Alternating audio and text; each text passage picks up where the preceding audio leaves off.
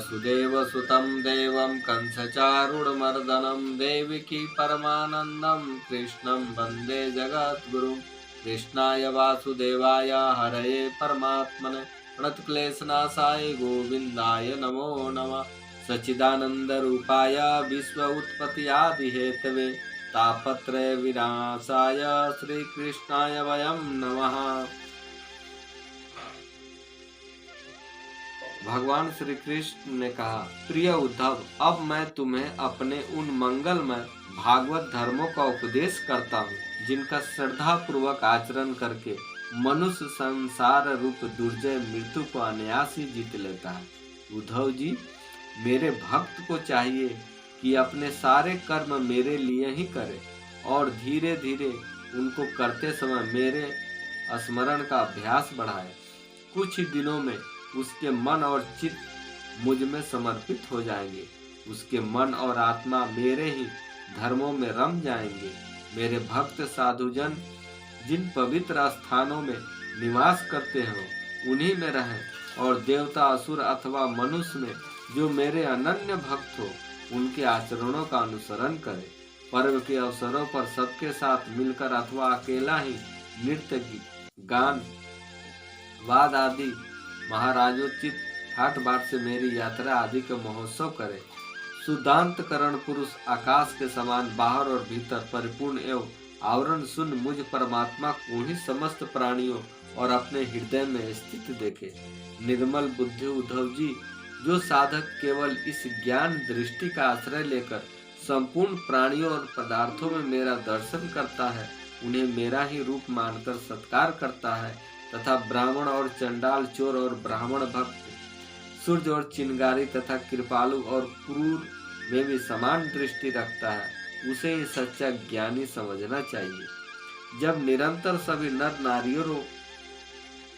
निरंतर नर नारियों में मेरी ही भावना की जाती है, तब थोड़े ही दिनों में साधक के चित्त से स्पर्धा, होड़, ईर्ष्या, तिरस्कार और अहंकार आदि दोष दूर हो जाते हैं। अपने ही लोग यदि हंसी करे तो करने दे, उनकी परवाह न करे। मैं अच्छा हूँ, वह बुरा है, ऐसी देह दृष्टि को और लोक लज्जा को छोड़ दे और कुत्ते, चंडाल, गौ एवं गधे को भी पृथ्वी पर गिरकर साष्टांग दंडवत प्रणाम करे।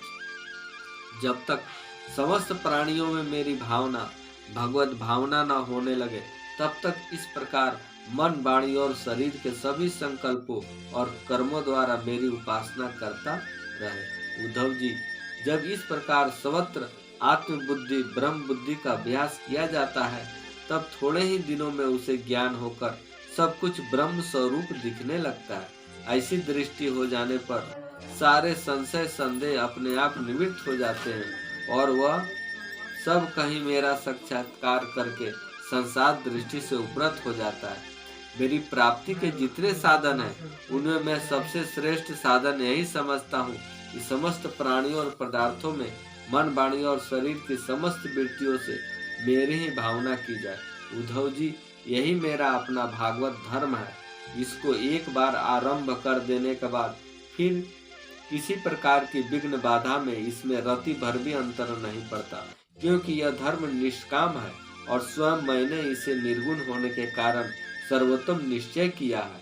भागवत धर्म में किसी प्रकार की त्रुटि पड़नी तो दूर रही, यदि इस धर्म का साधक भय, शोक आदि का अवसर पर होने वाली भावना और रोने पीटने भागने जैसे निरर्थक कर्म और निष्काम भाव से मुझे समर्पित कर दे, तो वे भी मेरी प्रसन्नता के कारण धर्म बन जाते हैं।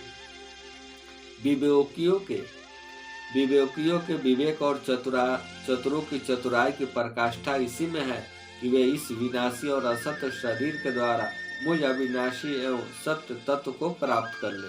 उद्धव जी, ये संपूर्ण ब्रह्म विद्या का रहस्य मैंने संक्षेप और विस्तार से तुम्हें सुना दिया। इस रहस्य को समझाना मनुष्यों को तो कौन कहे, देवताओं के लिए भी अत्यंत कठिन है।